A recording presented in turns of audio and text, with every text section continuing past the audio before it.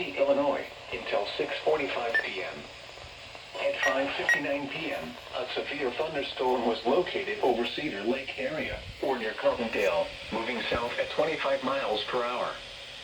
Expected hazards include 60 miles per hour wind gusts and quarter-size hail.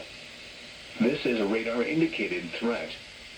The following impacts are expected. Hail damage to vehicles is expected.